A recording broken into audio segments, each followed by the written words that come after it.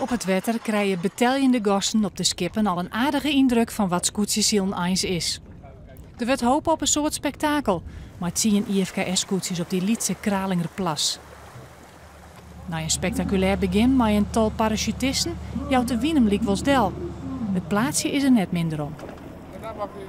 Aan de wal zit de Society van Rotterdam bij elkaar om de speciale scootje-compositie van het Rotterdams Philharmonisch Orkest aan te jaren. En ik al doogt de stavering net helemaal, maar de muziek is niet mis. De burgemeester wisselen je vlaggen uit en al gauw shut een select publiek naar het zielen.